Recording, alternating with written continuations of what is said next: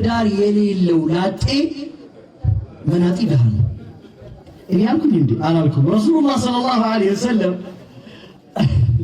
ኢማም አልበይሃቂ ሸዋቢ ኢማም በዘገቡት ሐዲስ ላይ ረሱላህ ሰለላሁ ዐለይሂ ወሰለም ምን አሉ?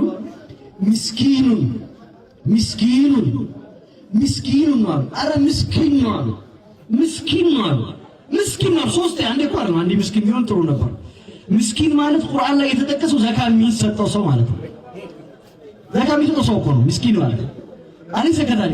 እንዲሁም ትሪፕል ምስኪን ነው። ሶስት ጊዜ ነው ምስኪን ነው ዛመትረባ ማለት ነው። ምስኪኑ ዛመትረባ ማለት ሰማይ ጣሪያው የሆነ አፈር አልጋው የሆነ ማለት ነው። ምንም የሌለው ምናጤ ደሃ ማለት ነው። ከዛ ማን ነው ሲሏቸው ረጁሉ ለይሰት ለሁ ምራአቱን አሉ። ወንድ ነው ሚስት የሌለው አሉ። ወይ ካነ ከثيرا ማል ያሉ ገንዘብ በጣም ብዙ የሚኖረው አሉ። አሁን በዚህ ዘመን ገንዘብ ካለ ሁሉ ነገር አለ ነው።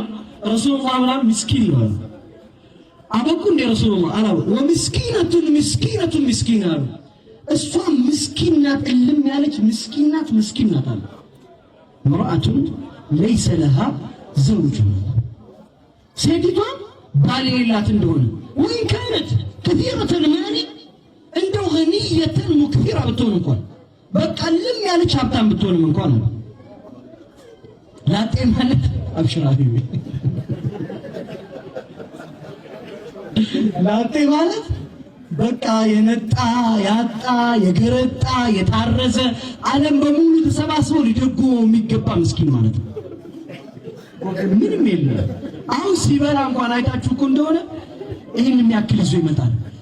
ከዛ ግን አሁን አብዱራህማን ድሮ ይበላ ነበር። ድሮ አብዱራህማን በጣም ፍርፍር ይወዳል። ሳስቻለሁ አብዱራህማን እውነት ነው አይደል? አዎ እውነት ነው። ወጣው እኮ ነው ከወዳጅ ጋር አብራት ሰደድ ይባላል። ምን ይባላል? ትዳር የገቡ ቀን ኩርማን እንጀራ ይበቃቸው ይባላል። ኩርማን ማለት አንድ እንጀራ እንደዚህ አራት ቢካፈል ማለት ለአንድ አራተኛው እንኳን ለሁለት ይበቃቸዋል። አይታችሁ አላስተዋላችሁ? እኔ እንደዛ ነበርና ብቻ ኩርማን እንጀራ እንደዚህ ለሁለት ምናምን ፍቅር ያጠግባል ማለት ነው።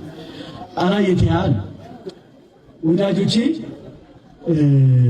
ትዳር የሌለው ሰው ማለት በዚህ መልኩ ነው የሚገለጠው።